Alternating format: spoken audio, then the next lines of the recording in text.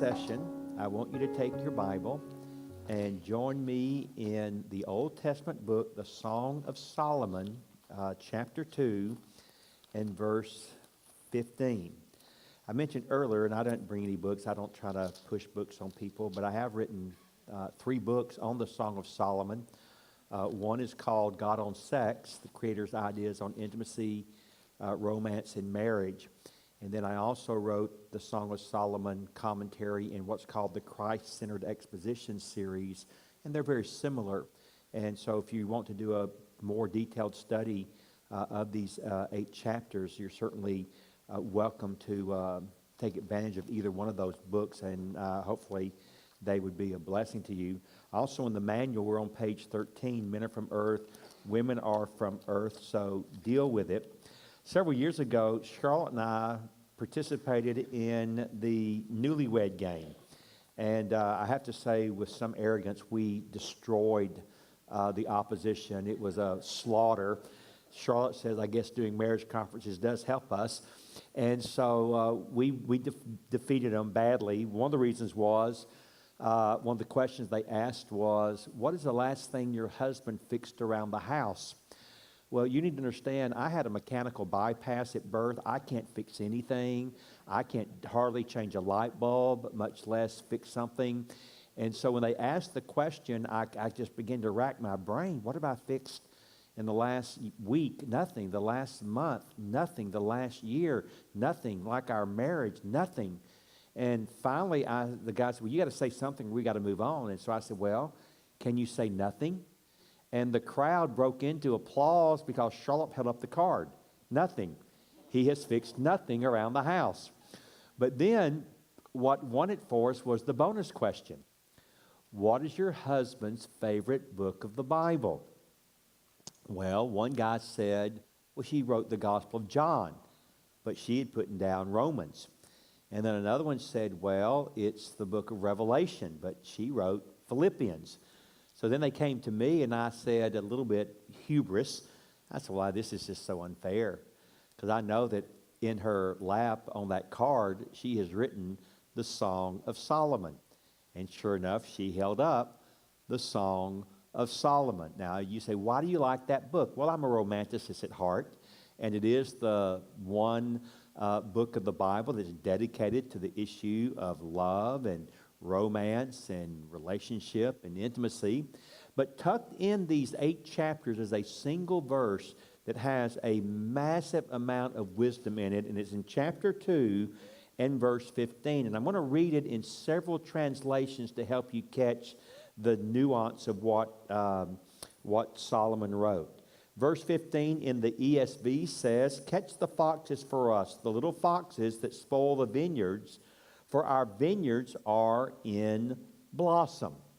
Well, the New Living Translation says, catch all the foxes, those little foxes before they ruin the vineyard of love, for the grapevines are blossoming. Eugene Peterson's paraphrased the message. You must protect me from the foxes, foxes on the prowl, foxes who would like nothing better than to get into our flowering garden. And then the one I actually like the best is the New King James Version. Catch us the foxes, the little foxes that spoil the vines, for our vines have tender grapes. Now, what is Solomon trying to help us understand by that simple verse? And it is simply this. Your marriage is like a vineyard. Now, if you've ever studied the great vineyards of Israel, and they're still there in just massive numbers, they have to be planted. I learned just this week from a teacher at our school that it usually, from the time they're planted, takes 3 years before you have the first harvesting of grapes, all right? They have to be planted. They have to be tilled. They have to be tended to, and they have to be protected. Because foxes like grapes. Of course, they eat all sorts of things. They're kind of scavengers. But in Israel, they are particularly fond of grapes. Now, I'm not an expert in foxology, but I know enough about foxes to know, number one, they're small. Number two, they don't come out when you're looking. Number 3, they're quick. And number 4, they're sneaky.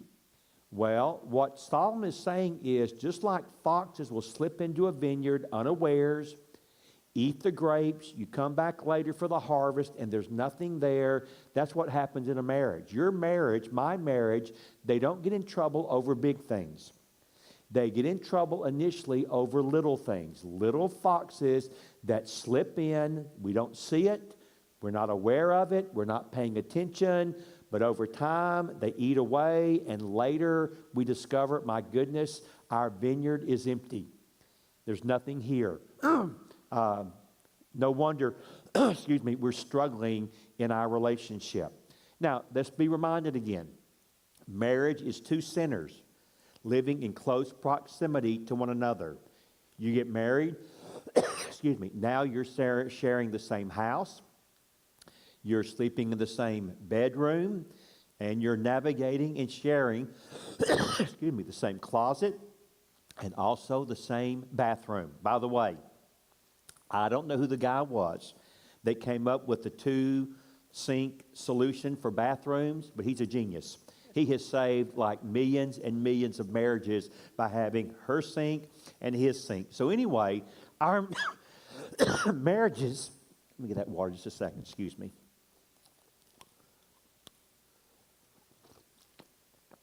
Are very much like a vineyard. And so if we're not on guard for little foxes, they can slip in and do their damage. So what I've done for you in your notes on the page, Men Are From Earth, Women Are From Earth, deal with it. I have listed for you some of the more common foxes that can slip in. So this is a very preventative study. This one is we're trying to be on guard, on the lookout to keep these things away from our marriages. We see these little foxes coming, we want to shoot them and blow them away before they can get in and do any damage, all right? So I'm going to walk through them quickly. There's 7, some kind of on a macro level, some on a very small level, that are the more common foxes that I've observed over the years that can get in and do damage to our marriages. Number 1, the fox of gender confusion and abuse. A marriage will get in trouble when God's role for the husband and the wife is either reversed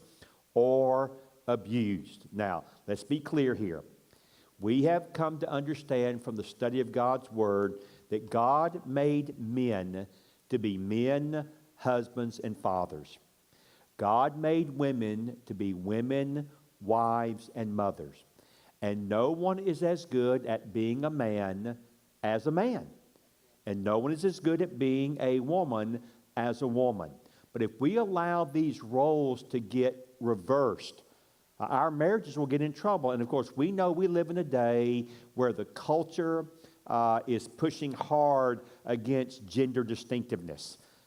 We want to wash away gender differences. We want to be basically androgynous, where we look at men and women exactly the same way, not only in terms of essence, but in terms of function and ontology. And folks, we know intuitively that's not right.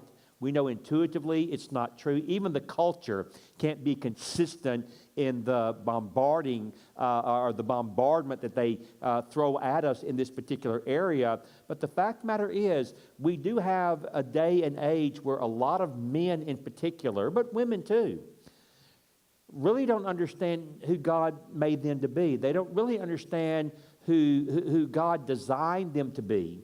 And so many men will become confused about what it means to be a man and what it means to be a husband and a father, as well as a wife and a mother, what it means to be a godly woman.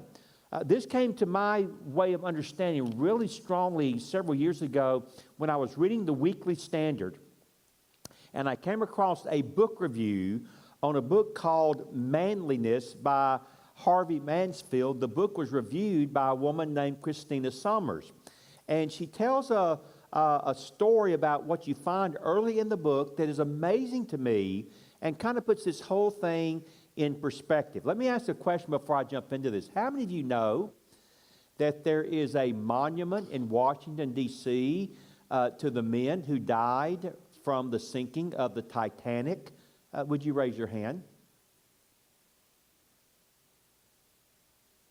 Well, I've been asking that question for several years now, Jeff, and I've never had any congregation, no matter the size, where any hands went up or more than one hand. Every now and then, a hand will go up, but it's very, very rare. Well, listen to this, and it'll make my point.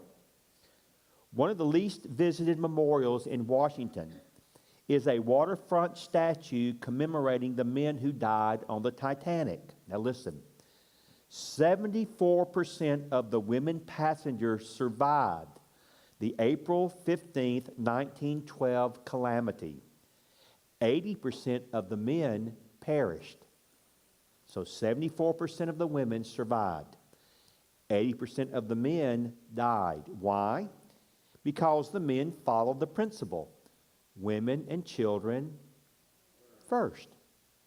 The monument is an 18-foot granite male figure with arms outstretched to the side. It was erected by the women of America in 1931 to show their gratitude. The inscription on the monument reads, quote, "To the brave men who perished in the wreck of the Titanic. They gave their lives that women and children might be saved." Today, almost no one remembers those men. Women no longer bring flowers to the statue on April the 15th to honor their chivalry. In fact, the idea of male gallantry makes many women nervous, suggesting as it does that women require special protection. It implies the sexes are objectively different. It tells us that some things are best left to men. In our day, gallantry is a virtue that dare not speak its name. Now, that may be true in the culture. It should not be true in the church. And men should step up to the plate and be the men that God has called them to be. We don't want to see these roles reversed, but we don't want to see the roles abused either. And so, guys, let me again remind us. We are called to lead, yes, but we're not called to drive our families. We're not called to function like frustrated drill sergeants or a knuckle-dragging Neanderthal. The leadership role that God calls us to is to be modeled after that of a shepherd and modeled after that of a servant. We are servant leaders. We are shepherd leaders who lead our families in a God-honoring, biblically authentic kind of a way. But we need to make sure as we lay the foundation of our marriage that we understand the roles and that we push back against either the extreme of abuse or this extreme of confusion. Number two, a marriage will also get in trouble when initial sensual love fails to develop into true intimacy. Now, I often say it this way. That initial sensual intimacy is enough to get us started. It is not enough to get us to the finish line. It is enough to get us started. It is not enough to get us to the finish line. So the question becomes then, how do we grow in intimacy?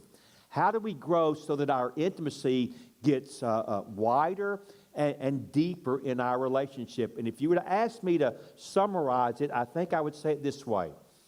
The key to growing in intimacy is the very last thing we talked about in the last session, you and your mate growing to be best friends.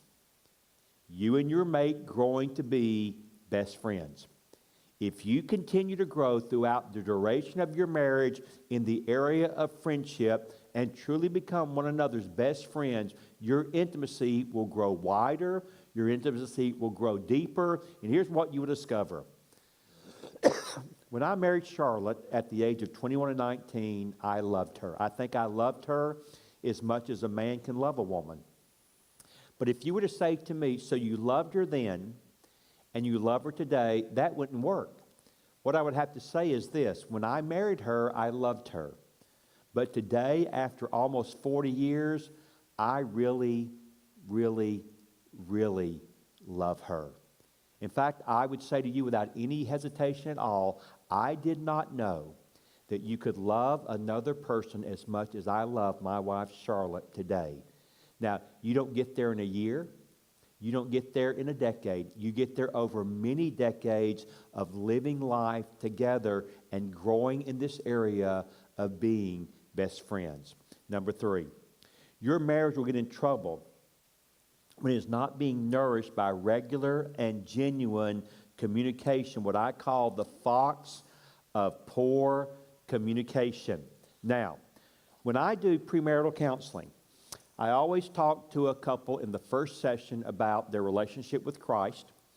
I'll talk to them about being best friends, and then I will say to them, now listen to me. There are 5 areas in your marriage that are going to need to be constantly monitored over the duration of your marriage. Again and again and again, you'll need to take inventory, you'll need to evaluate, you'll need to think, you'll need to talk about how are we doing in these areas. And by the way, no marriage and family researcher or therapist or counselor disagrees with these. All agree these are the big 5, and they agree these are the big 5 in this order. If you're a note taker, you may just jot down these 5 words. Number 1, communication. Number 2, finances.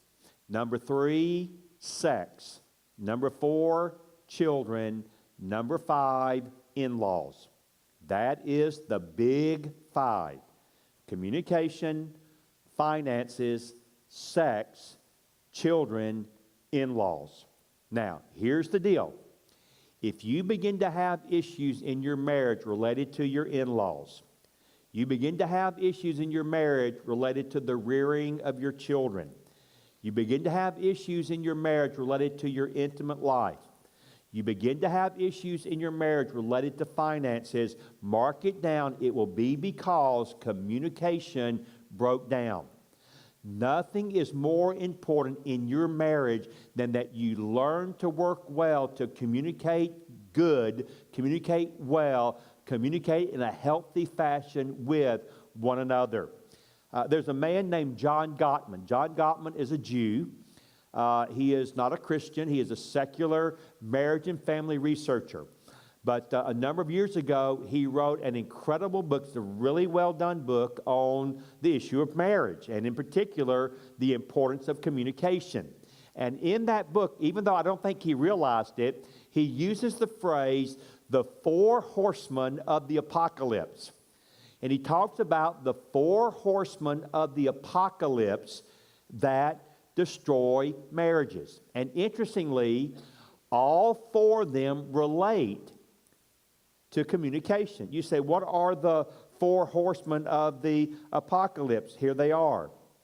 Stonewalling, criticism, defensiveness, and contempt. Now I'll say them one more time. Stonewalling, criticism, defensiveness, and contempt.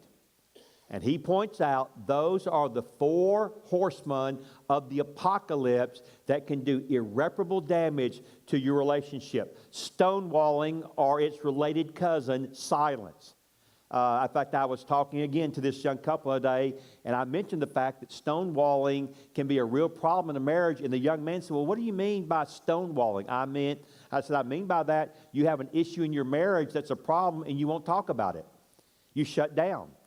You deceive yourself into thinking, well, if we just ignore it long enough, it'll go away. Well, here's the fact. It doesn't go away. It gets worse. So stonewalling, putting it off, not dealing with it, not dealing with it, not dealing with it, not dealing with it, refusing to talk about it is deadly to the health of your marriage. Criticism. You have what I call a partly cloudy disposition with thunderstorms on the horizon, and you always see things in the negative. You don't see your mate with what we call rose-tinted glasses. By the way, a marriage and family researcher several years ago used that phrase and said, those who see their mate through rose-tinted glasses always have happier, fulfilling marriages. Why? Because they accentuate the positive and they mitigate the negative. But criticism, just you never see anything good about your mate. Defensiveness, it's never your fault. You're never wrong. You refuse to take responsibility for your part of the relationship. But the most deadly of all in terms of communication, Gottman points out, is contempt. And sometimes, in fact, most often, contempt is not verbal language. Contempt is body language. In other words, your mate says something and you don't even respond except with a sneer. Shake your head, roll your eyes. And here's what you're saying to your mate. What you just said is so stupid. No. You're so worthless. I won't even take the time to fight with you. I won't even take the time to argue with you. I won't even take the time to respond to you. And here's what's very interesting. In his research, Gottman documented extensively that when contempt enters into a relationship, 95% of the time that marriage will end in a divorce. 95% of the time. You say, why? Because at that point, the marriage has gotten to the place where the couple, they just don't care. They don't care. Brother Jeff and others who counsel here at this church will tell you if a couple comes in and they are fighting with one another like a cat and a dog, there's hope. There's hope. You say, why? Because they still care enough to fight. So when it comes to communicating with one another, we've got to be on guard against stonewalling. We've got to be on guard against criticism. We've got to be on guard against defensiveness. We've got to be on guard against contempt. All right? Number 4, the fox of time ill spent. Your marriage will get in trouble when forces or persons outside the marriage encroach on the all-important time the two of you need alone to build and maintain a healthy relationship. Now, let me say a couple of things about this one. I believe with all of my heart that the most valuable commodity that you and I have in this day and age is time. Is time. In fact, think about it. You and I are just as rich and wealthy as Warren Buffett or Bill Gates when it comes to time. They get 24/7 just like us. And here's the deal, brothers and sisters. When you spend your time over here, you don't get to spend your time anywhere else. Once you've invested it here, it's gone, it's done. And I want to tell you something. I don't think anything is more important in the health of our marriage and our family than that we become guardians of our calendar and that we take control of this valuable thing called time. When we lived in Louisville, our 4 sons were teenagers. And all 4 of them were very good athletes. In fact, one of our sons played Division I basketball for a number of years. And all 4 of them were very good basketball players when they were in high school. So when our twins were seniors, we had 2 12th graders, a 9th grader, and an 8th grader. That year, my wife and I attended 72 basketball games between November the 28th and February the 28th. 72 basketball games. And we saw 95% of them. The only ones we missed were when we had 2 games at the same time in different places, which meant Dad went to one and Mom went to the others. And the basketball coach will tell you that I hounded him like a badger, getting the schedule so that I could write all those games down so that I didn't miss any of them. In fact, let me just tell you again, very honestly, I would get all the games on my calendar. And if I discovered that one of their basketball games conflicted with something else that was already on my calendar, like maybe a speaking engagement, I did my best to get out of the speaking engagement. I didn't cancel, but I called a number of pastors and I said, look, I would like to reschedule when I come to your church. And they would usually say, that's okay. Do you mind if we ask why? And I would tell them, my sons have a basketball game. And guess what?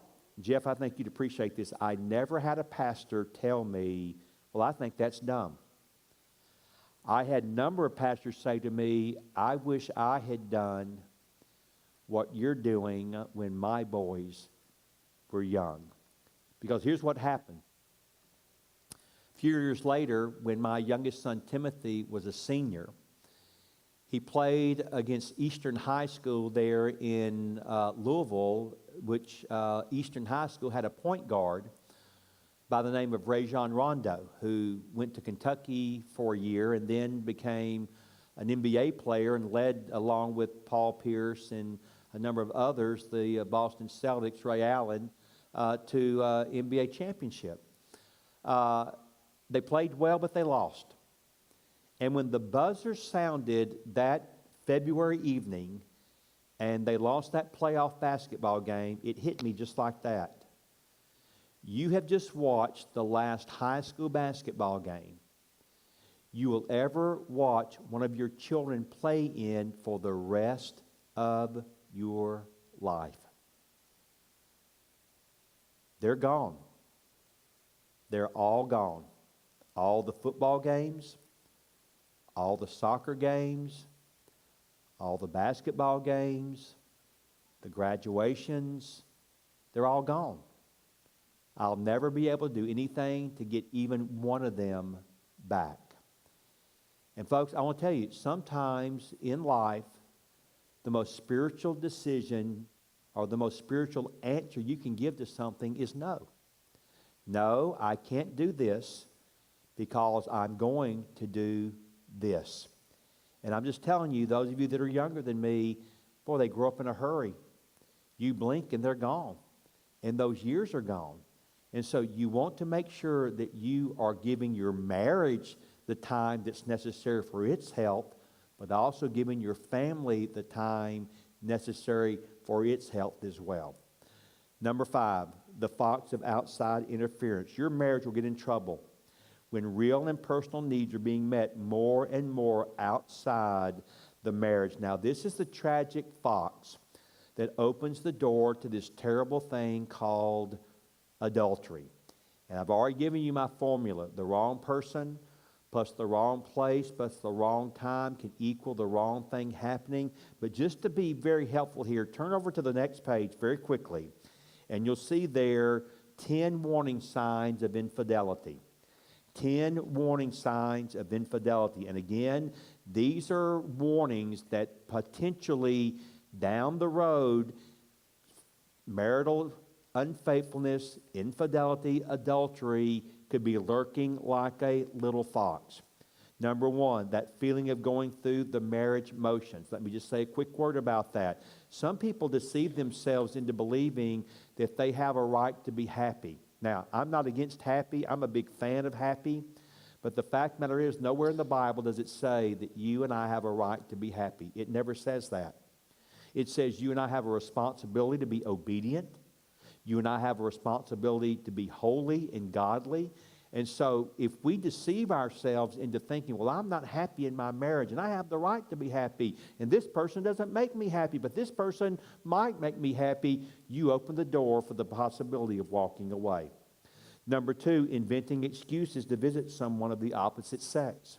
Number 3, increasing male-female contacts in normal environments like where you work, where you go to church, where you work out, maybe in a music program that you're involved in. Number 4, being preoccupied with thoughts about another person, which, by the way, might be something that only you and God know. You can deceive your mate. You can lie to your mate. You can't lie. Well, you can lie to yourself. But you know right now, if you're giving too much mind time to somebody that ought not to be there. Number 5, exchanging of gifts with a friend of the opposite sex. You say, wait. You don't give friends of the opposite sex gifts? No, I don't. Not except for my daughter-in-laws and my granddaughters. You say, you don't have ladies that you work with? I do. And you never give them gifts. Well, here's how it works.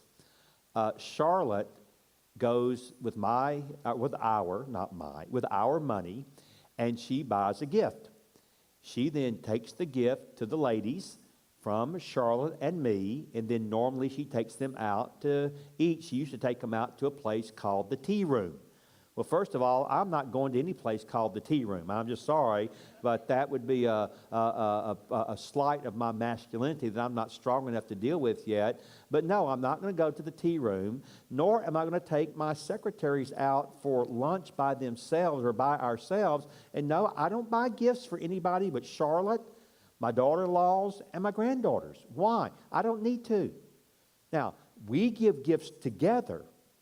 But there's never been a time in my life where I have been traveling and I thought, I need to get this gift for my secretary. I need to get this gift for this. No. I don't think in those categories. I'm not going to think in those categories because I don't need to. Number 6, making daily, weekly contact with someone by phone. Number 7, putting yourself in a situation where a friend or employee might become more. Number 8, having to touch, embrace, or glance at a person of the opposite sex. Now, let me be clear. I'm a huggy person. But you know what? I know how to hug. I know how to hug. I know where my hands belong. I know where my hands don't belong. All right? Number 9, spending time alone with anyone of the opposite sex. And number 10, inordinate time on the internet. We now know today that the 2 great breeding grounds for marital infidelity, adultery, is the workplace and the internet. The workplace and the internet. Now, this is for free, and you can get mad at me if you want to, but this is what I believe.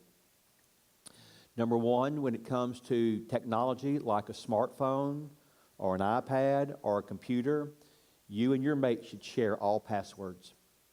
Should share all passwords. In fact, not only do I share my passwords with Charlotte, my passwords are known by both my secretaries, by our RT guy, by my executive vice president. You say, why? Well, I forget them, and then I can't get into things that I need to get into, and so I need other people that know how to get into those various programs and things I need. So, first of all, I need it. Secondly, I need it just for accountability.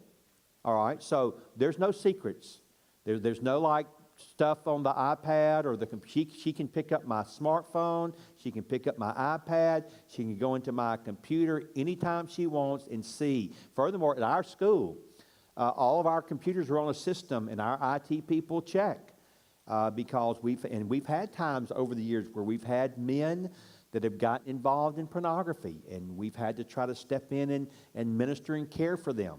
And so I don't believe in having any kind of avenue of technology where my wife is not totally accessible to all of that. This is for free. Get mad if you want to. I would not give my children a smartphone. I would not give my children a smartphone. I wouldn't. I'd give them a cell phone? Yes. Smartphone? No.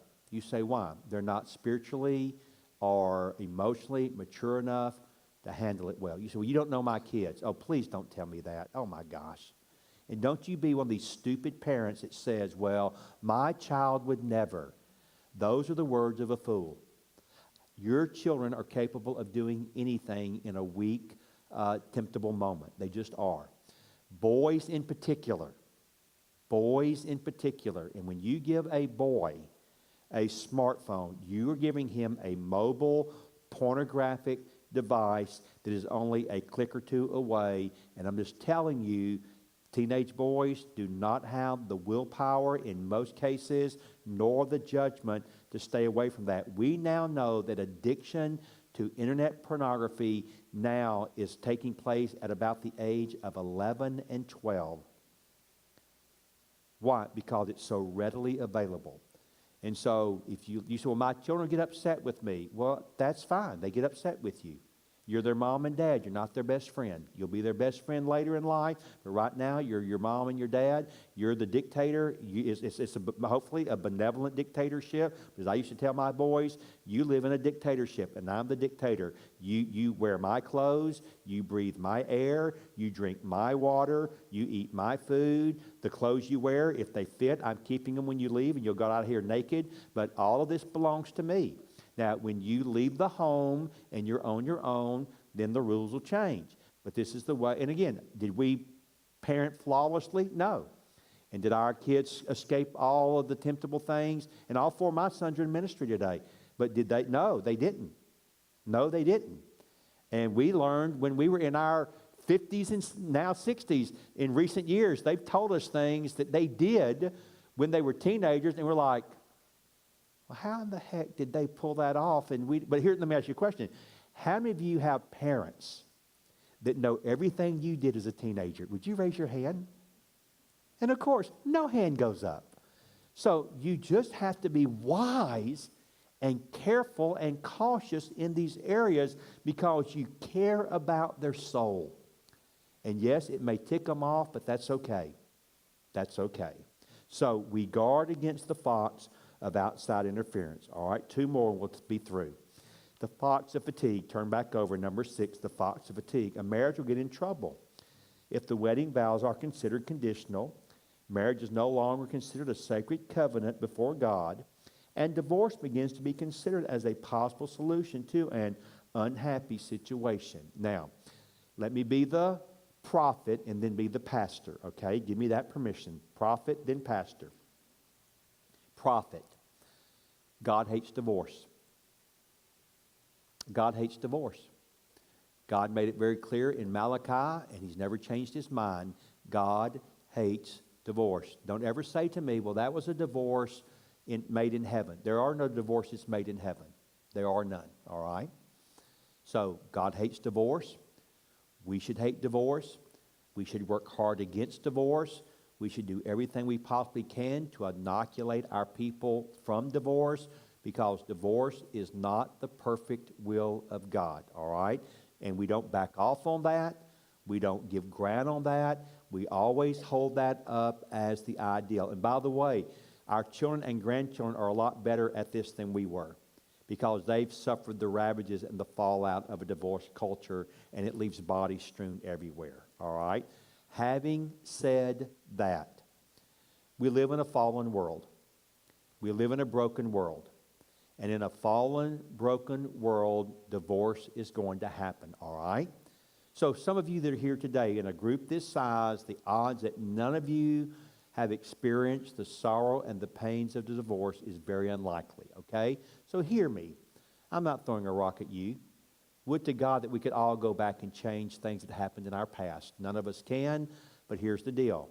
We can all choose to live a certain way today, and we can all choose to live a certain way tomorrow. And every one of us in this room coming out of this marriage conference can make a commitment once again. Divorce will not be an option. We are in this for life. We are in this till death do us part. Now, here's the way my very simple brain works. Charlotte and I are stuck. We are stuck. Divorce is not an option, so we're stuck, and we're stuck till we die. Now, here's the deal. We can be stuck and be unhappy.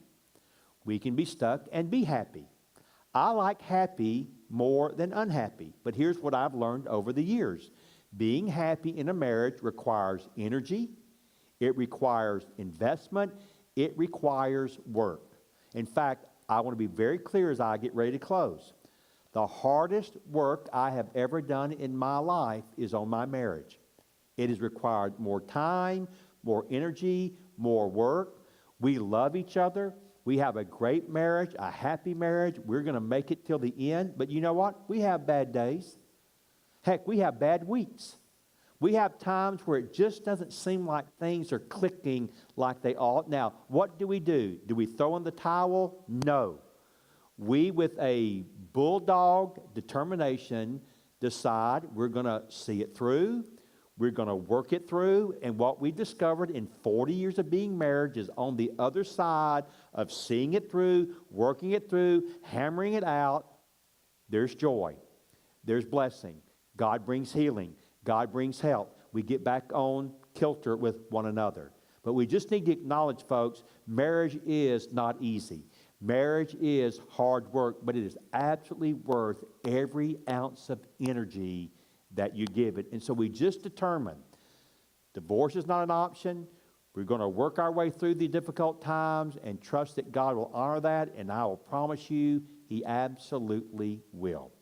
Then number 7, and we'll end on a fun note. the thoughts of misunderstanding.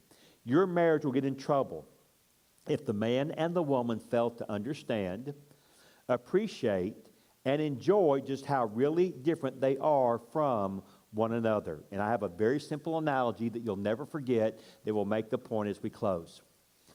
When it comes to marriage, men are like dogs and women are like cats. And that's the whole thing right there. Men are dogs, women are cats. You get that, you're going to be good to go. You say, well, would you explain that? Very quickly. Men are like dogs. Question, what does it take to have a happy dog? 3 things and only 3 things. Number 1, you feed that dog. Number 2, you play with that dog. And number 3, you praise that dog. And you will have a happy dog for its duration on this planet. Feed them, play with them, praise them. Charlotte and I, for a number of years, had the greatest dog in the world. We had a Great Dane named Samantha. Samantha was about this tall. She weighed 150 pounds. She was the happiest dog that has ever walked this planet. Why? Because number 1, we fed her a lot. Number 2, we played with her. And number 3, we praised her. I'd get that big old Dane on our couch, and I would say, come here, you sweet little baby girl. You just the most precious little puppy. And that dog would lay back, and I would rub her chest and stomach and her tail like a giant windshield wiper, back and forth, back and forth. And that dog would lay there for hours. Why? Because she was a happy dog. Well, what does it take to have a happy husband? 3 things and only 3 things. Feed him, play with him, and praise him, and he might roll over and let you rub his tummy too. I don't know, but anyway, men are just embarrassingly simple. But brothers, you are not married to a dog. You're married to a cat. So you're in the room one day minding your own business, and a cat shows up, and you look at that cat, and that cat eyeballs you, and you don't move. You're not sure what to do, and here it comes. And can you believe it? It starts rubbing up against your leg and purring. And you get brave and you bend over and you pick it up and hold it and scratch its head, and it keeps purring, and you put it down and it runs out of the room, and you think, man, that was a nice cat. That was a sweet cat. But 30 seconds later, that same cat appears in the doorway. You look at it looks at you, and suddenly, without any provocation, it jumps for your face and tries to claw your eyeballs out. Same cat. But something happened when it was in the room, and its disposition has been radically altered, and now you got a different cat altogether. Well, guys, that's what you're married to, a cat.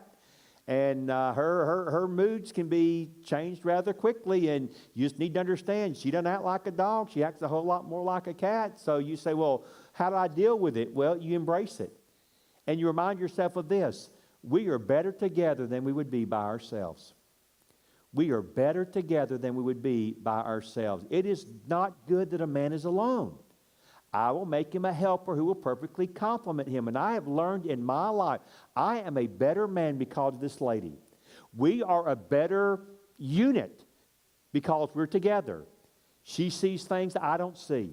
She has a perspective I don't have. But I bring mine and hers together, and we make better parents. We make better friends. And in fact, I think we even make better Christians, because God teaches us things through marriage that we simply cannot and will not learn any other way. So guys, it's a wonderful gift from God. We need to embrace it, we need to enjoy it, and we need to thank Him for the good gift that it is from a good, great, and wonderful God. So Father, thank you for this time today that we have thought about marriage. And Lord, again, though I've talked about this many times throughout my ministry, it is my prayer that I would learn as well, if no one else does, about how I can be the man that you have saved me to be the husband that Charlotte deserves, be the dad and granddad that my sons and my grandkids deserve.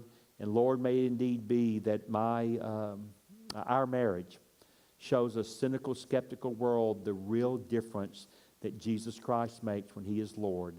And we ask and pray this, thanking you for what you will do in Jesus' name. Amen. Amen.